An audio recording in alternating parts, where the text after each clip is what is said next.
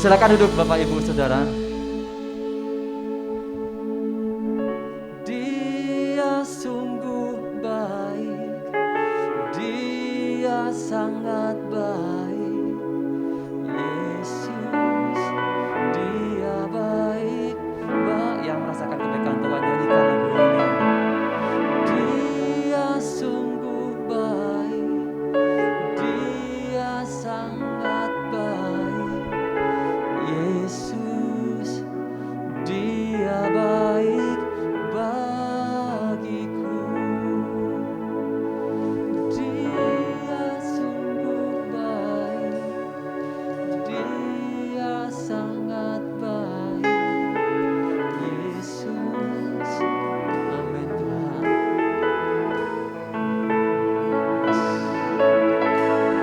Dia sungguh baik, Dia sangat baik.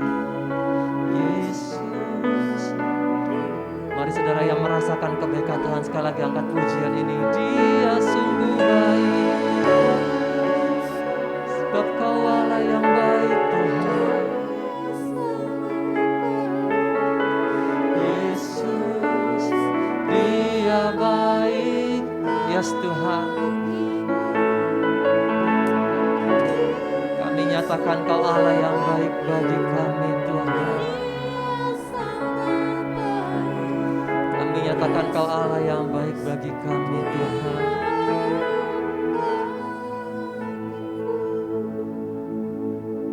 Dia sungguh baik, Dia sangat baik. Yesus, Dia baik bagiku. Dia sungguh baik, Dia sangat baik. Yesus, Dia baik bagiku. Kau baik Tuhan dalam hidup kami. Tuhan, kami rasakan kasih sayang-Mu dalam hidup kami Tuhan. Kami rasakan kebaikan-Mu Tuhan bagi hidup kami. Terima kasih Tuhan. Yesus Tuhan, terima kasih Kau baik Tuhan. Yesus.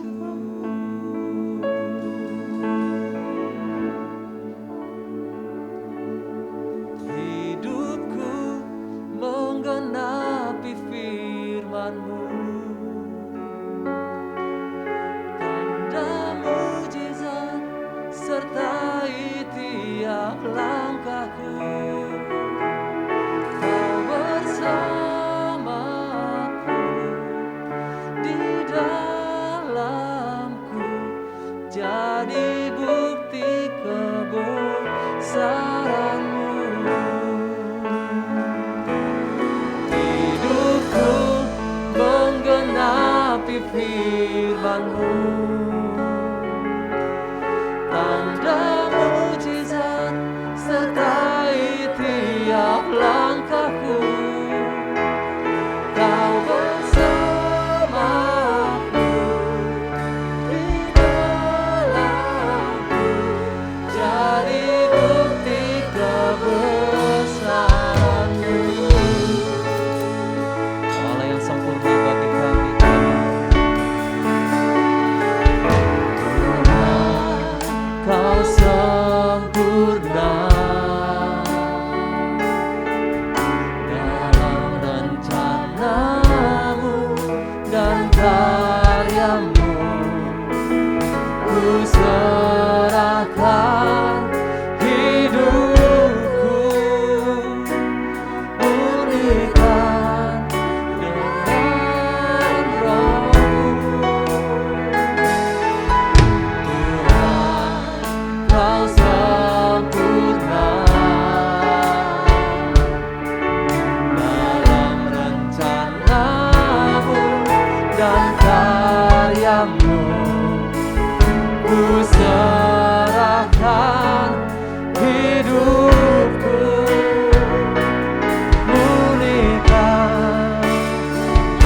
sama-sama kita angkat berdiri saudara dan katakan, hidupku menggenapi firman-Mu, tanda mujizat sertai tiap langkahku. Kau bersamaku di dalamku, jadi bukti kebesaran-Mu. Dengan iman kita katakan, Kau sempurna Tuhan.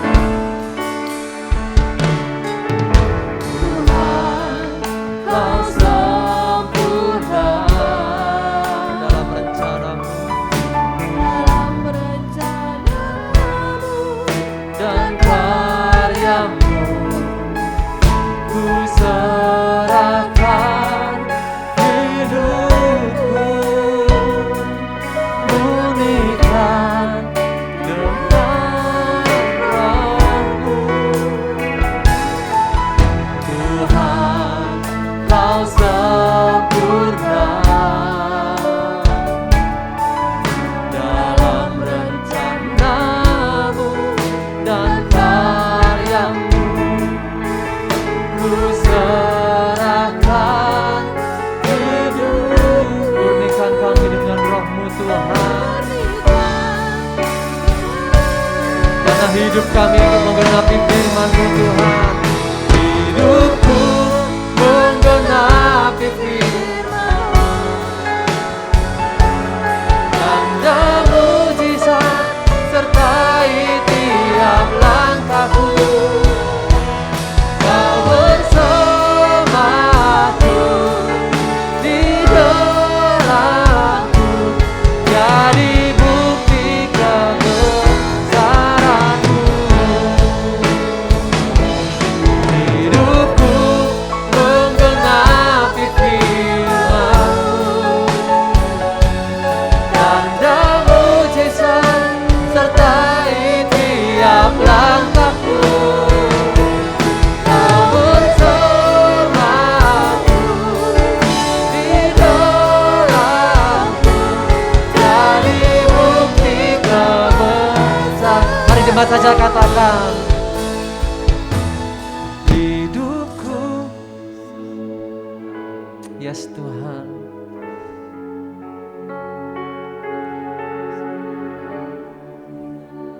Sertai tiap pasti. Kami tahu Kau beserta dengan kami Tuhan. Amin Tuhan.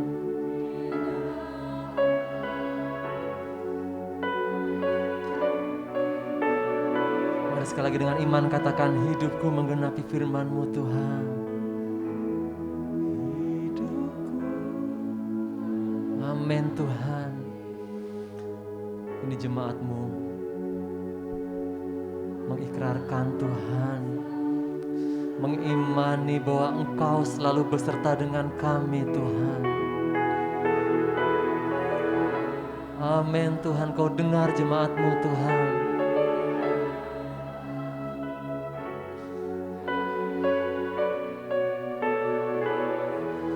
Sama-sama katakan,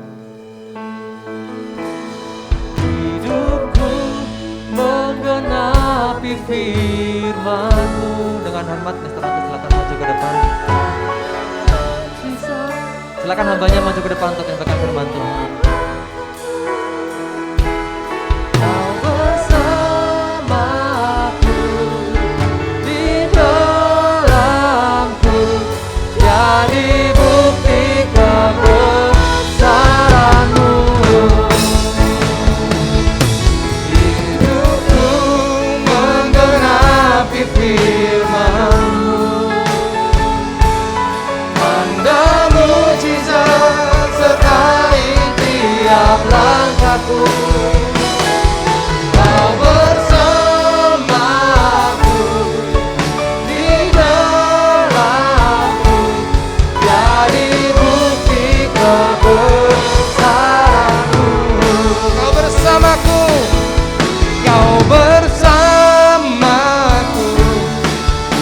di dalamku, jadi bukti kebesaran.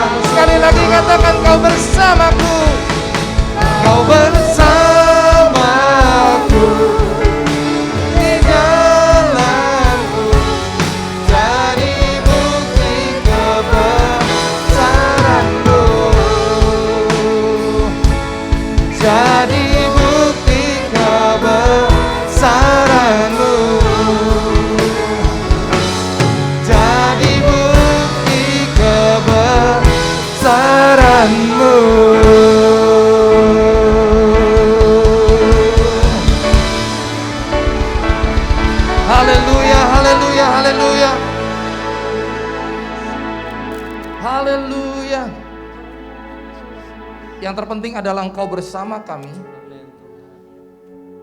Dan kami bisa melakukan perkara-perkara ajaib bersama dengan Engkau. Kami percaya Tuhan, ketika Engkau di dalam kami, apapun bisa kami lewati. Amin. Kami tidak takut apa yang ada di depan kami. Tapi yang kami tahu, Engkau ada bersama dengan kami. Kau tidak pernah tinggalkan kami. Terima kasih Tuhan, buat hati ini terus melihat kepada Tuhan, memandang kepada Engkau dalam apapun yang kami kerjakan dan kami buat. Kami percaya kami berjalan makin lama makin kuat bersama dengan Engkau. Tidak bisa menggagalkan, membatalkan setiap rencana Tuhan dalam hidup kami. Amin. Dan saat ini Tuhan, kami percaya berkat Tuhan, kasih setia Tuhan melimpah buat setiap kami. Tuhan, terima kasih kami memiliki Allah yang ajaib, Allah yang hidup, Allah yang memberikan kekuatan dan kemampuan untuk melewati apapun. Terima kasih Tuhan buat berkat anugerah yang luar biasa. Kau masih berikan kami kesempatan hidup sampai hari ini. Artinya hidup kami harus berbuah. Amin. Buah kami lebat dan buah kami manis, tidak kecut. Amin. Tapi kami bisa menjadi berkat bagi banyak orang di sekeliling kami. Terima kasih Bapak. Sampaikan pesan-Mu untuk setiap kami. Terima kasih Kau sudah utus hamba-Mu di tengah-tengah kami. Pak Timotius dan Ibu Yuni kembali di tempat ini. Kami percaya ada pesan Tuhan yang kuat untuk gereja-Mu. Sampaikan isi hati-Mu Bapak. Kami siap mendengarkan firman-Mu. Dalam nama Yesus semua yang diberkati katakan amin. Berikan kemuliaan buat Tuhan Yesus. Haleluya. Pak Tim Bu Yuni sudah ada di tengah-tengah kita saudara. Please welcome Bu Yuni bisa menyampaikan firman Tuhan. Sekali lagi berikan kemuliaan buat Tuhan Yesus. Haleluya, God bless you.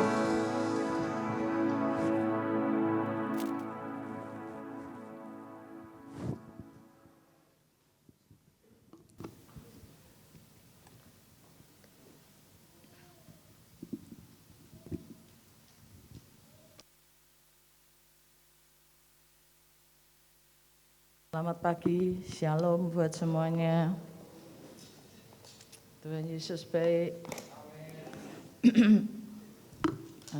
Sebelum kita buka Alkitab kita, mari kita berdoa sekali lagi.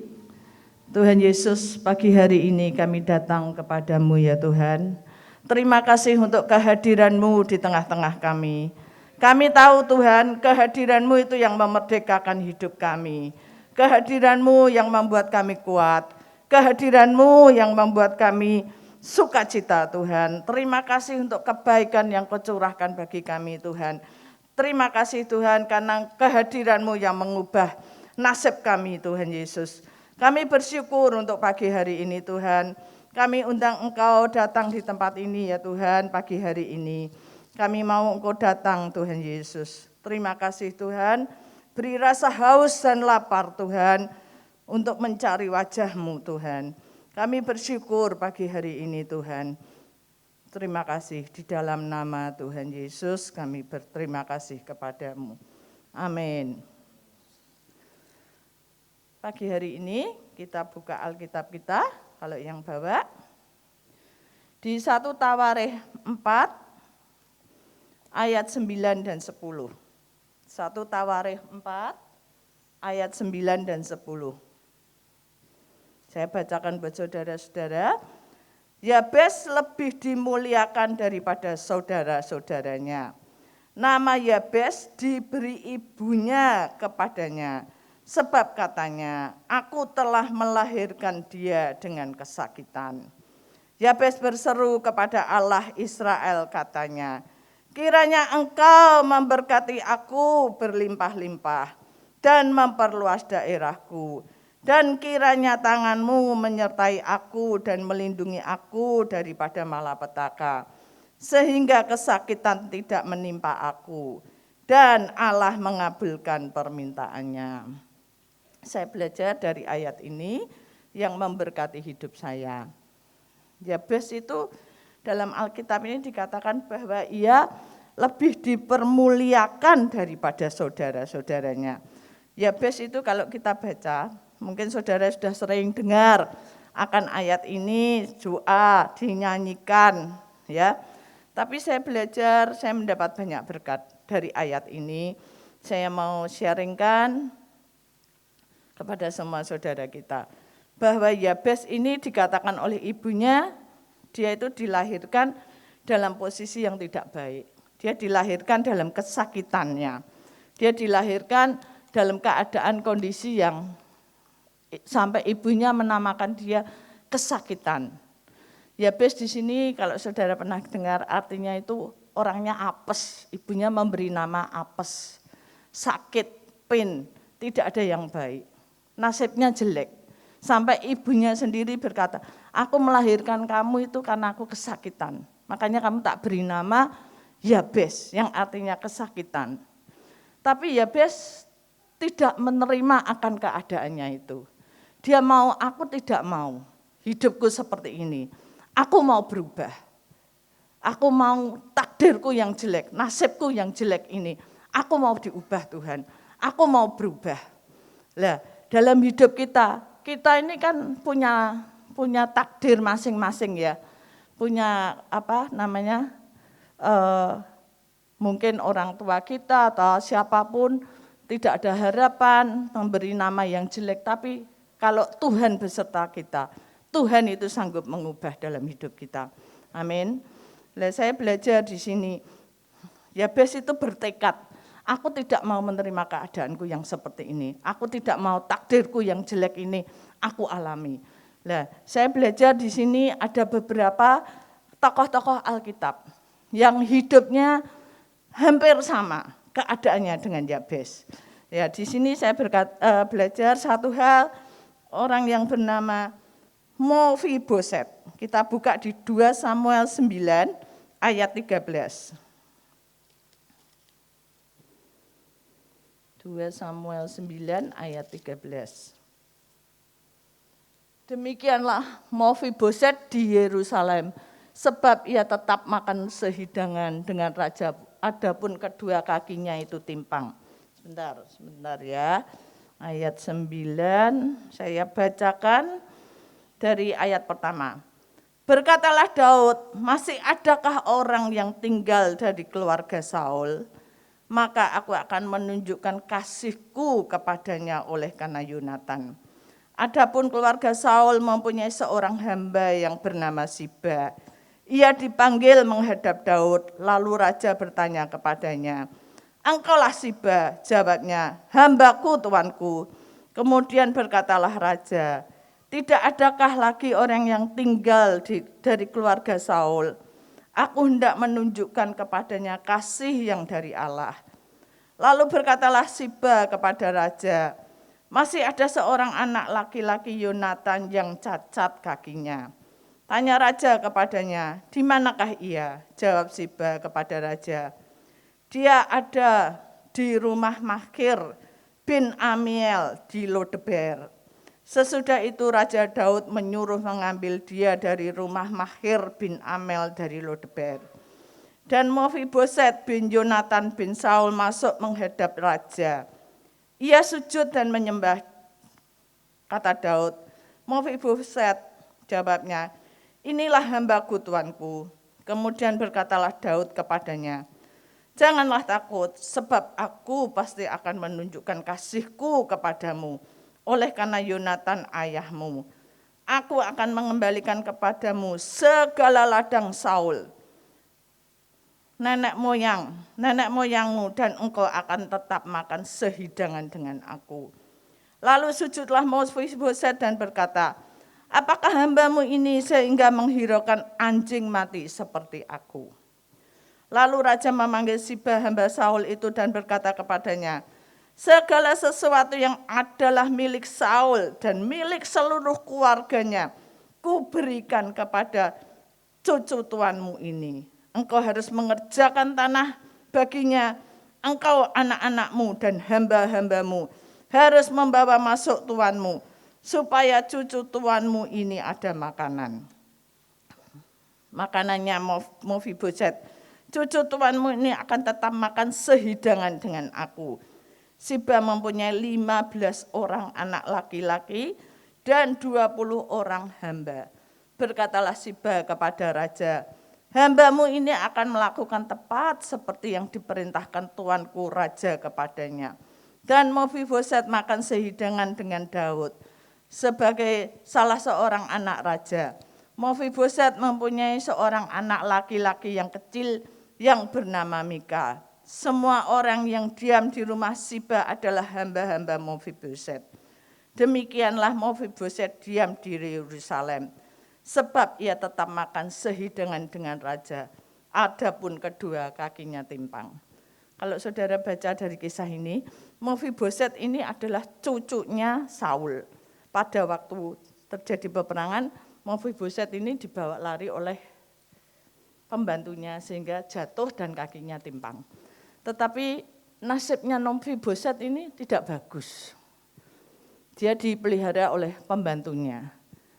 Tidak ada makanan, tidak ada apa-apa. Sampai dia berkata, waktu diundang raja, dipanggil Daud, aku ini siapa toh? Aku ini kan anjing mati.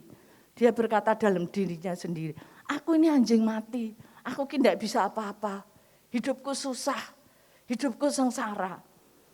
Banyak hal yang aku tidak bisa lakukan. Kakiku timpang, aku tidak bisa ngapa-ngapain. Tetapi kalau saudara baca, dia diundang oleh raja. Siapa itu? Daud. Kalau hidup kita ini diundang oleh raja kita, Yesus Kristus, hidup kita akan berubah. Amin. Di sini dikatakan Mephiboset diundang oleh raja, hidupnya berubah. Kalau kita ketemu raja kita, siapa itu? Yesus, hidup kita akan berubah. Bahkan Raja Daud berkata, semua kekayaan yang Saul miliki. Saul ini dulu seorang raja. Kalau saudara baca dari kisah Daud itu, dia seorang raja, diberikan semuanya. Yang jadi keturunannya, diberikan semuanya. Untuk siapa? Untuk Mephiboset, cucunya Saul.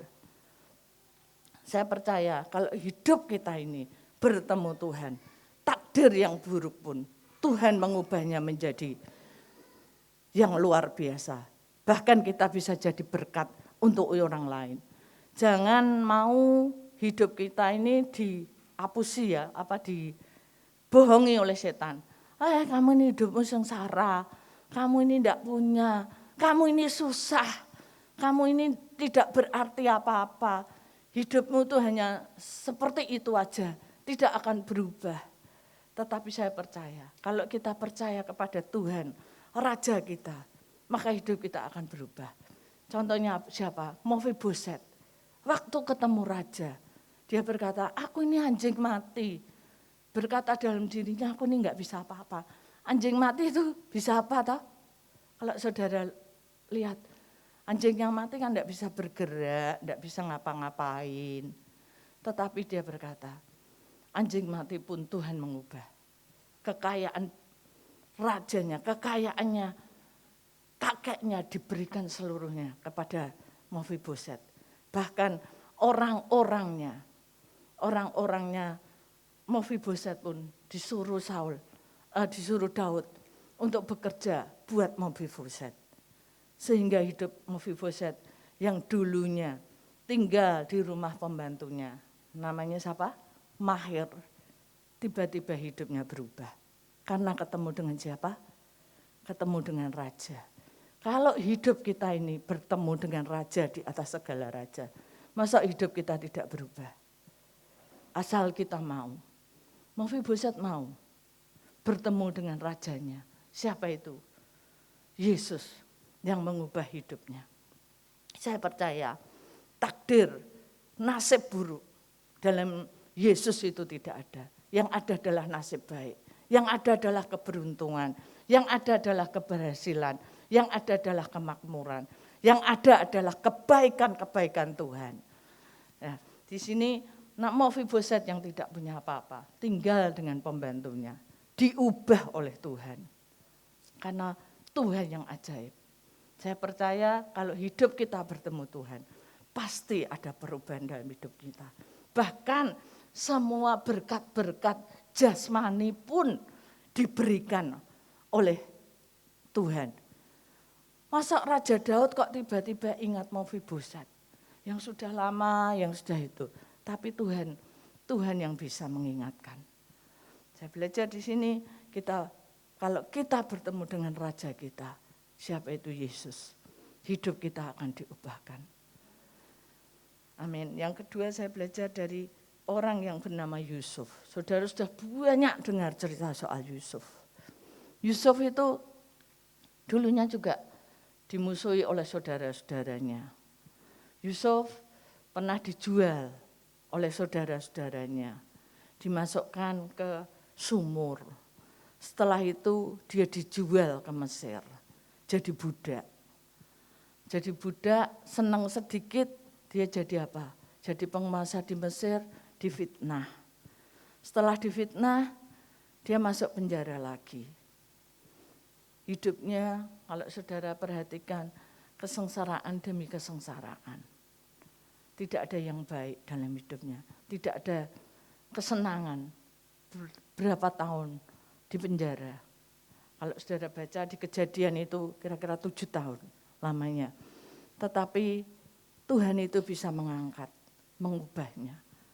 Kalau Yusuf itu meratapi nasibnya, aduh aku kok ning penjara, aku kok susah, aku dijual sama saudara-saudaraku, jadi budak, aku sengsara, uripku tidak ada kemerdekaan, yang ada adalah kesedihan, yang ada adalah yang tidak enak-enak. Orang di penjara itu saudara bisa bayangkan lah. Tinggal kalau zaman dahulu itu ditaruh di bawah tanah. Tidak bisa melihat apa-apa. Tidak ada matahari. Tidak ada yang bisa dilihat. Cuma tinggal mungkin di dalam satu kotaan gitu. Kalau sekarang mungkin masih mending ya bisa bawa HP atau apa. Tapi tetap namanya orang di penjara itu kan tidak enak. Tidak nyaman. Tidak ada yang baik. Kalau Yusuf ini meratapi nasibnya, aku susah, aku ini nasibku seperti ini, nasibku tidak baik. Ya akhirnya tidak baik benar. Tetapi dia percaya, janji Tuhan itu ya dan amin. Tuhan yang mengubah hidupku. Dengan tiba-tiba saja dia diangkat menjadi penguasa di Mesir. Bahkan tidak hanya itu saja. Yusuf ini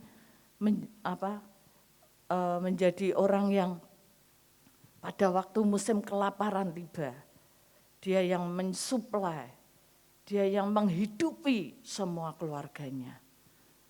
Di mana itu? Di Israel, datang ke Mesir. Bahkan dia menjadi penguasa di Mesir. Kalau saudara baca kisahnya, Yusuf itu menjadi orang yang nomor 1. Dia yang mengatur pada waktu kelaparan terjadi.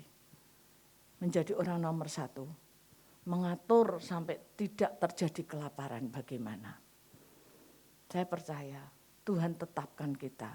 Tidak untuk mendapat nasib yang buruk. Nasib yang jahat. Jangan renungi itu. Tapi renungkanlah Tuhan. Renungkan firman-Nya yang mengubah hidup kita. Saya percaya kalau hidup kita bangkit, kita pasti mengalami seperti Mephiboset yang ketemu dengan rajanya. Siapa itu? Yesus. Kalau kita ketemu raja kita, hidup kita akan berubah. Carilah Tuhan, maka Tuhan akan ketemu kita. Yusuf pun kuncinya apa toh? Kuncinya dia percaya, dia melihat Tuhan.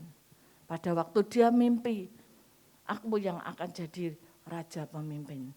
Tetapi di tengah-tengah janjinya yang Tuhan berikan itu makan waktu berapa tahun. Kita ini bertahan apa enggak?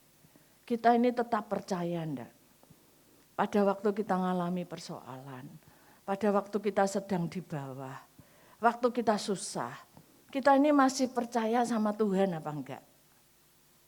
Mungkin dari ucapan kita, ya aku ini percaya Bu, aku ini percaya. Tapi kalau itu bertahun-tahun, saudara tetap berpegang tidak kepada janjinya.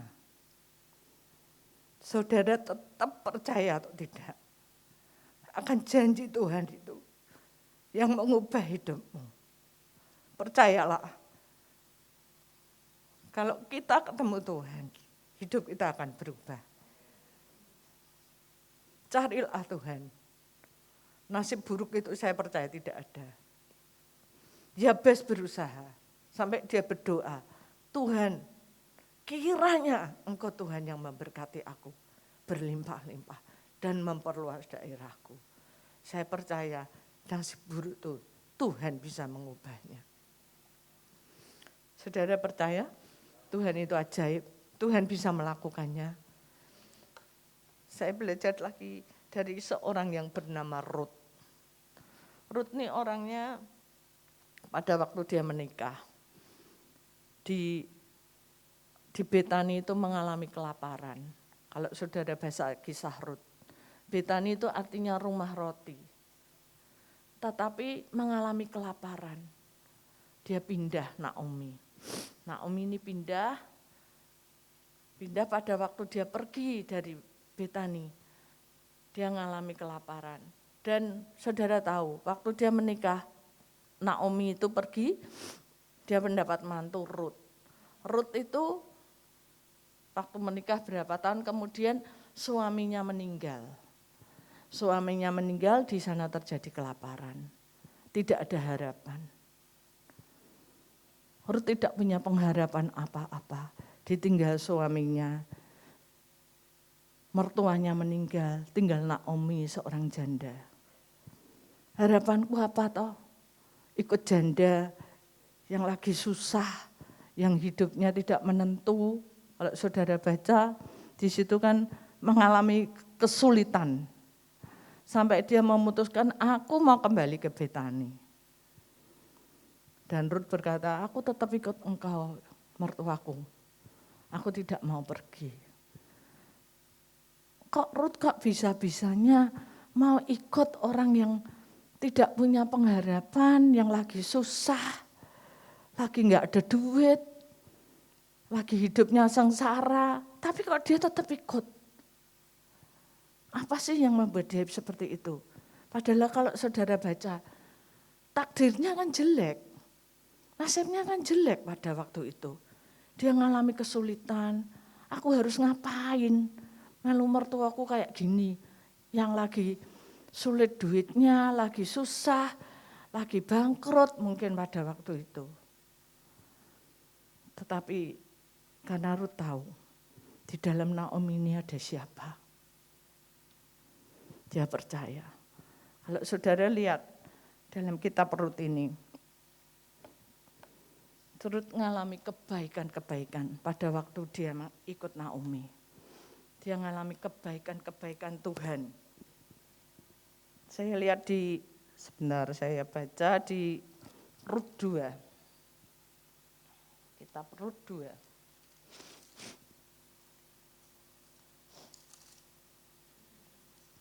Saya bacakan kepada saudara, Rut 2, ayat 2.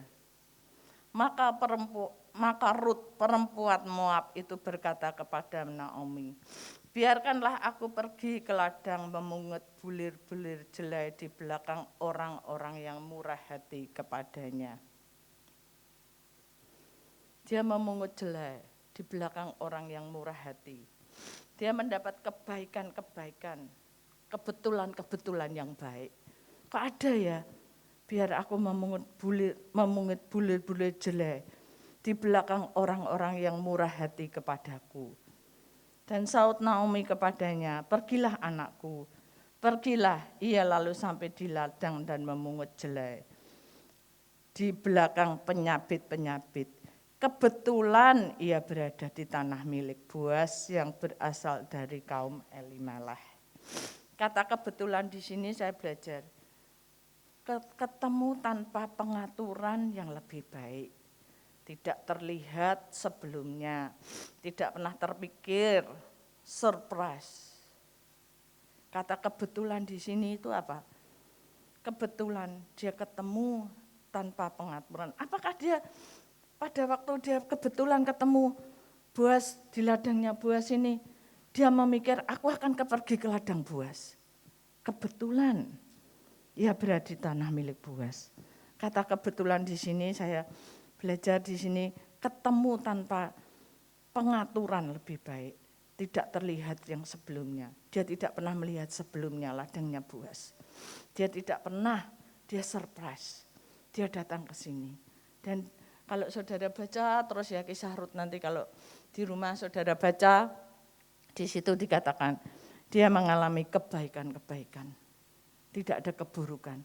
Dia mengalami kemudahan-kemudahan dan kemurahan-kemurahan dari Tuhan. Jelek-jelek orang pekerja-pekerjanya Rut perempuan suruh menjatuhkan jelek-jelek itu. Supaya apa? Supaya Rut bisa mengambilnya. Untuk memberi makan siapa toh? Naomi. Dia setiap hari dia memungut jelai itu dia mendapat 1 eva. Yang artinya itu 36 kilo. 1 eva itu 36 kilo. Kalau saudara punya rumah tangga, mungkin mertua anak 36 kilo beras, apa habis sehari? Enggak toh?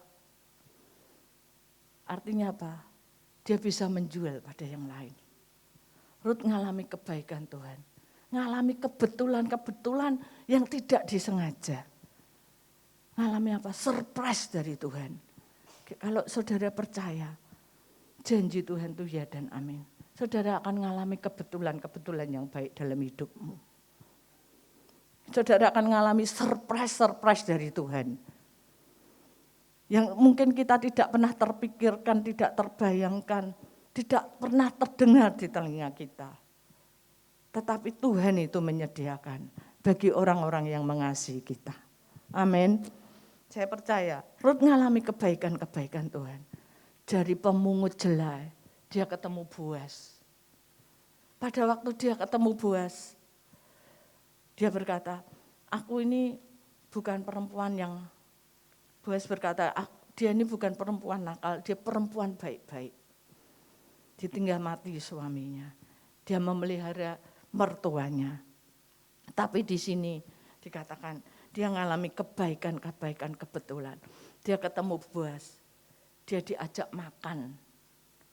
Dari pemungut jelai. Saudara tahu jelai itu untuk apa? Untuk makan ternak. Dia makan gandum. Kedudukannya Rut jadi berubah. Makan gandum, tapi dia masih mungut jelai. Ketemu Boaz jadi makan gandum. Pada waktu dia makan gandum, akhirnya apa? Dia menikah dengan Boaz. Dia jadi apa? Dia jadi nyonyahnya Boaz. Boaz itu orang terkaya pada waktu itu di Betani. Jadi tuan tanah. Kalau saudara tahu. Rut ketemu siapa toh? Ketemu Boaz. Boaz itu lambang siapa? Yesus yang mengubah. Dari keturunannya Rut itu lahirlah Daud, Isai, Daud, lahirlah Yesus Kristus. Hidupnya berubah, hidupnya jadi berkat. Jadi nasib buruk itu sebetulnya tidak ada. Yang ada adalah nasib baik. Kalau kita ketemu Raja kita, kalau kita ketemu Tuhan kita. Jangan mau ditipu oleh setan. Jangan mau ditipu dengan keadaanmu, dengan kondisimu yang saat ini mungkin sedang susah, sedang tidak ada pekerjaan, sedang dalam persoalan. Jangan mau ditipu oleh setan. Percaya, Tuhan yang ada di dalam hidup kita ini lebih besar. Dia mampu melakukannya. Tidak ada perkara yang sukar di mata Tuhan. Semuanya mungkin bagi Tuhan. Kalau kita percaya kepada Tuhan. Mephiboset Tuhan yang mengubahnya. Ketemu Raja Daud, hidupnya berubah. Rut ketemu Boaz, hidupnya berubah. Saudara percaya, kalau hidup kita ketemu Tuhan, pasti kita akan mengalami perubahan. Saya alami dalam hidup saya. Kita harus ketemu Tuhan. Nasib buruk itu tidak ada. Yabes ketemu janji Tuhan. Kiranya engkau Tuhan yang memberkati aku berlimpah-limpah. Dan yang memperluas daerahku. Hidupnya berubah. Jangan mau ditipu oleh setan. Jangan mau diintimidasi oleh setan. Pekerjaan setan itu merusak, membunuh, membinasakan. Membuat sakit penyakit. Kalau saudara pikiri persoalanmu yang terjadi apa? Penyakit. Tapi kalau hati kita bertemu Tuhan. Kita ketemu dengan pencipta kita, hidup kita akan berubah. Percayalah, Tuhan kita itu Tuhan yang ajaib. Tuhan yang mau ditemu, Tuhan yang penuh dengan kebaikan-kebaikan. Kalau saudara baca ini, Tuhan itu Rut ngalami kebetulan-kebetulan yang baik. Kalau saudara sampai hari ini belum, Bu aku kok belum ngalami ya, cari terus. Percaya kepada janjinya, ucapkan itu, bahwa Tuhan itu Tuhan yang baik. Di tengah-tengah persoalanku ini aku percaya, Tuhan yang melepaskan aku. Cari Tuhan, percayalah. Jangan, aku kok sengsara, aku kok rekoso, uripku. Jangan mau mengeluh, jangan mengeluh. Menyanyi. Saya paksakan, kalau saya lagi punya persoalan, saya lagi sedih, saya lagi susah. Saya bilang sama suami saya, yuk kita berdoa bersama. Setiap pagi saya nyanyikan, nyanyi puji-pujian. Saya berdoa, Tuhan walaupun hari ini berat, tapi aku percaya tidak ada yang berat. Bersama Tuhan aku sanggup melakukan perkara yang besar. Bersama Tuhan aku bisa. Saya kasih satu lagi, contoh namanya orang Benyamin. Kita buka Kejadian 35. Kejadian 35.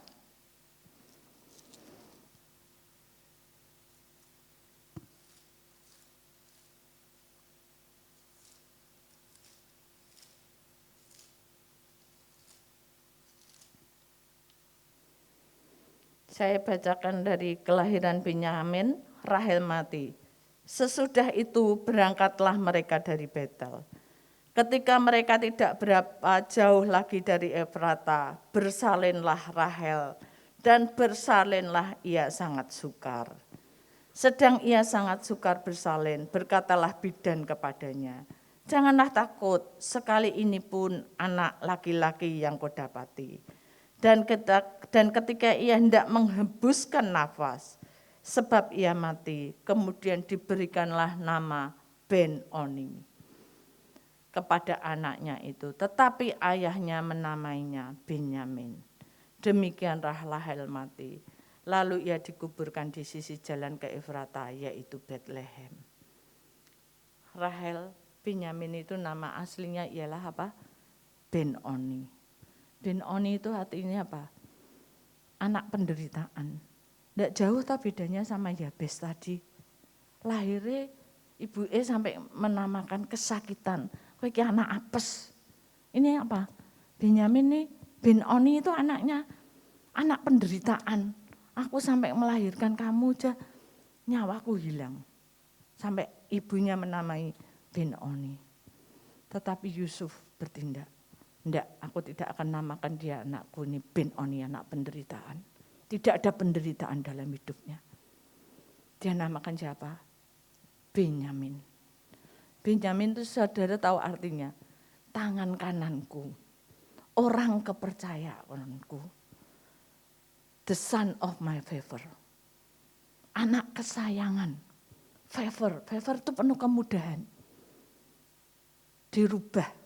Nama yang jelek tadi dari Ben-Oni yang penuh dengan penderitaan kesengsaraan. Dia ubah menjadi siapa? Benyamin. Anak yang penuh dengan kasih Tuhan, kasih sayang. Anak yang penuh dengan apa? Favor. Penuh kemudahan-kemudahan. Penuh kebaikan Tuhan. Ini jadi anak kesayangannya Yakub. Pada waktu saudara-saudaranya, pada waktu mengalami kelaparan di Israel. Saudara tahu 12 anaknya Yakub kan 12. Disuruh cari makan, pergi ke Mesir. Ketemulah Yusuf di situ. Dan saudara tahu, Yusuf bilang gini, aku mau Benyamin datang. Kalau enggak, tidak aku beri makan. Tidak aku beri gandum. Tetapi apa yang terjadi? Pada waktu Benyamin itu disuruh pergi. Kalau saudara baca di Kejadian 43. Saya bacakan Kejadian 43. Ayatnya, bentar. Ayatnya yang ke-34. Lalu disajikan kepada mereka hidangan dari meja Yusuf. Tetapi yang diterima Benyamin adalah 5 kali lebih banyak daripada setiap orang yang lain. Lalu minumlah mereka dan bersukaria bersama-sama dengan dia. Benyamin tadi namanya siapa? Ben-Oni, anak penderitaan. Tapi Tuhan mengubahnya menjadi siapa? Benyamin. Anak yang penuh dengan kesayangan. Jadi tangan kanannya. Dia mendapat porsi yang lebih banyak. Kenapa? Yakub menamakan dia, he is the son of my favor. Dia mendapat jatah 5 kali lebih besar dari semua saudara-saudaranya. Pada waktu dia pulang ke Israel membawa gandum itu. Mungkin saudaranya hanya dapat satu-satu, tapi dia mendapat jatah 5 kali lebih besar. Saudara mau mendapat jatah 5 kali lebih besar dari Tuhan? Amin. Jangan percaya dengan tipuan setan, dengan pikiran-pikiran kita, dengan keadaan kita sekarang ini. Tapi percayailah janji Tuhan. Percayailah bahwa Tuhan itu Tuhan yang berkuasa. Tuhan yang mampu. Dia tidak akan pernah lupa akan janjinya. Dia itu setia. Kalau kita tidak setia pun dia setia. Janjinya kepada Benyamin, aku beri kamu 5 kali lebih besar jatahmu daripada yang lain. Padahal waktu lahir, apa yang terjadi? Kesengsaraan, kesusahan. Tetapi dia mengalami jatah 5 kali. Lebih besar dari saudara-saudaranya. Nama saudara siapapun itu tidak berpengaruh dalam hidupmu. Jangan mau dipengaruhi itu. Tetapi yang jadi pengaruh dalam hidupmu itu harus firman Tuhan. Harus janji Tuhan. Yang kamu isi terus dalam hidupmu setiap hari. Itu yang akan mengubah nasibmu yang buruk menjadi nasib yang baik. Percayalah bahwa Tuhan kita itu Tuhan yang ajaib. Percayalah janjinya itu ya dan amin. Tidak akan pernah berubah. Keadaan apapun juga. Saudara percaya. Tuhan yang mengubahnya. Dari sini kita belajar. Kita kembali ke 1 Tawarikh 4. 1 Tawarikh 4.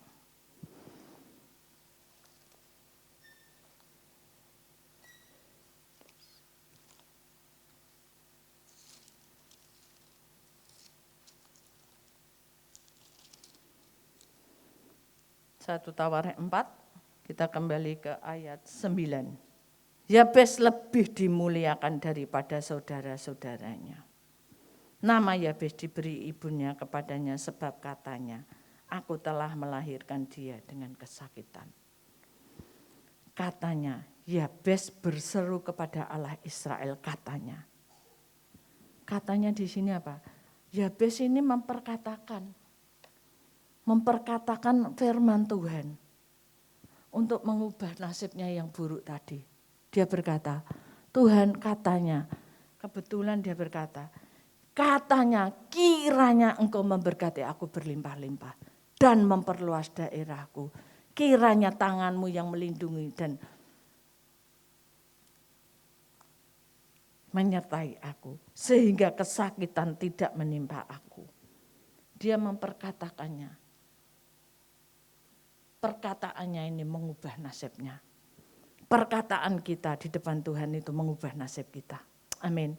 Katakan firman-Mu. Keadaannya apa? Keadaannya Yabes tidak baik. Keadaannya kesakitan. Keadaannya sengsara. Keadaannya banyak masalah. Tapi dia berkata,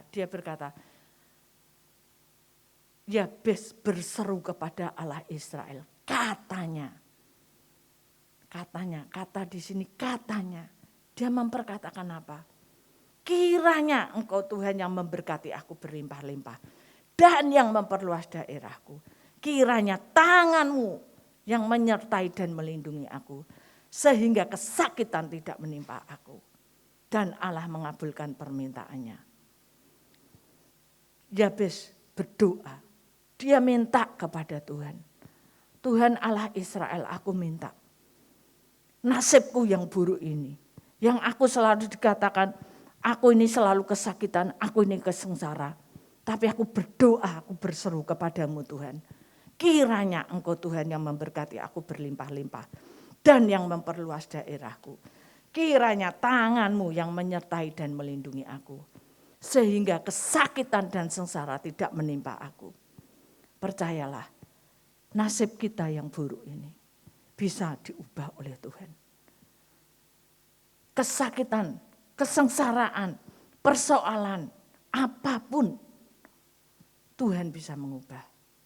Saudara yakin percaya, doa orang benar itu bila didoakan dengan sungguh-sungguh besar kuasanya. Doa saudara-saudara semua ini, kalau saudara menaikkan dengan sungguh-sungguh dan percaya, saudara akan mengalami kemerdekaan. Doamu dijawab oleh Tuhan. Doanya Yabes saja dijawab kok. Masa doa saudara sesama anak Tuhan tidak akan dijawab? Kalau belum hari ini, berarti ada waktunya. Tuhan yang punya waktu. Jadi jangan aku sembahyang saiki sekarang ini jawabannya. Jawaban itu bukan hak kita.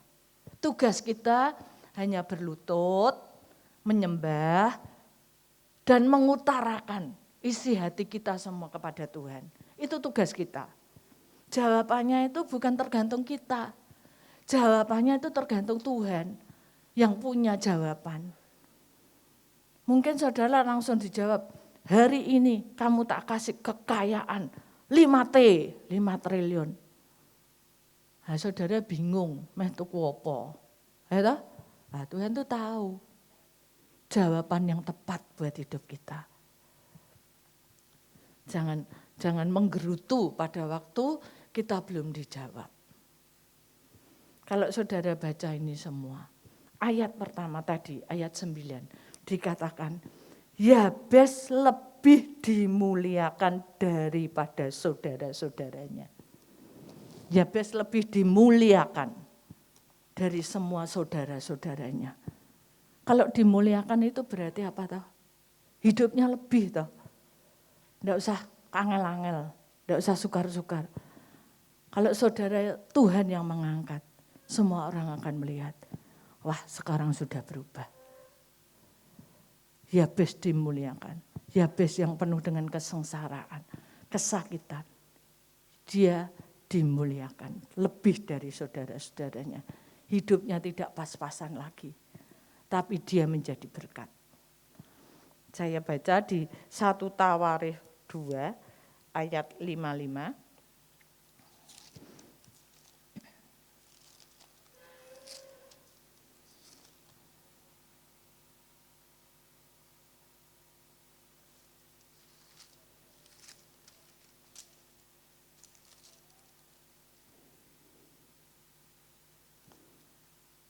Dan kaum-kaum para ahli surat yang diam di Yabes ialah orang Tirati, orang Samati, dan orang Sukati.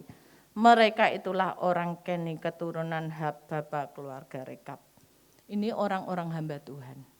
Yabes memelihara, mengakomodasikan hamba-hamba Tuhan ini. Hidupnya dimuliakan lebih daripada saudara-saudaranya. Saudara percaya akan janji Tuhan itu ya dan amin. Percayailah bahwa Tuhan kita itu Tuhan yang besar. Kalau kita ketemu Raja kita ketemu Tuhan kita, hidup kita akan berubah. Saudara tadi saya sudah sharingkan, Mephiboset ketemu Raja Daud, hidupnya berubah.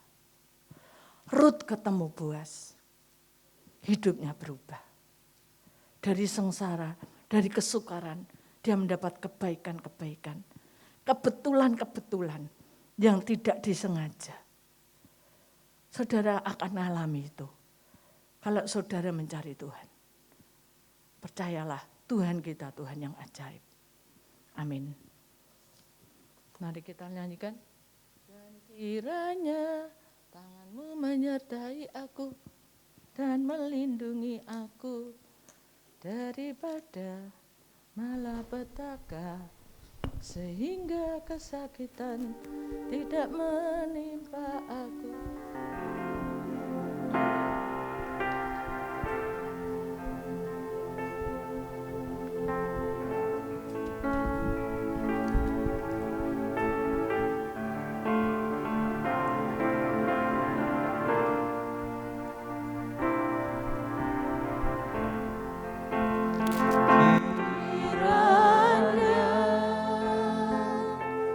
Kau memberkati aku berlimpah-limpah dan memperluas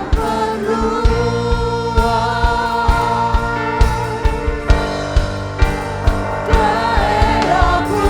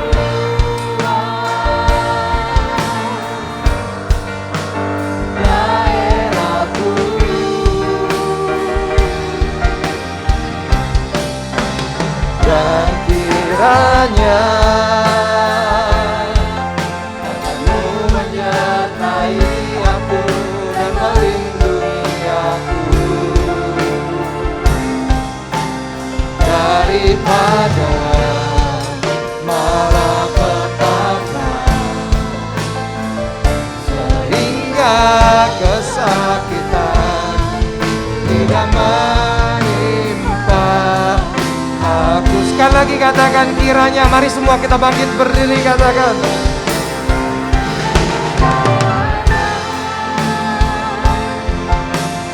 Memberkati aku berlimpah-limpah dan memperluas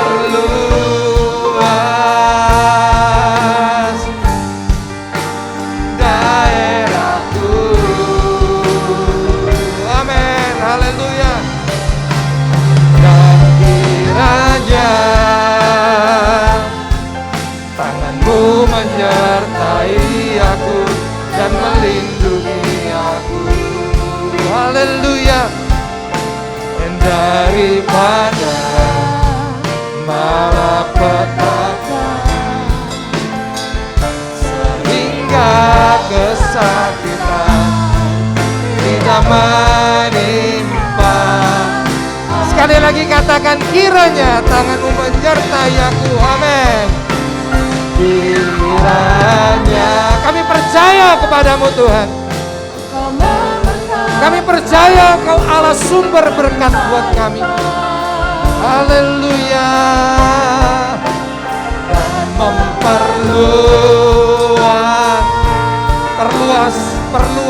perluas kapasitas kami. Amin, haleluya.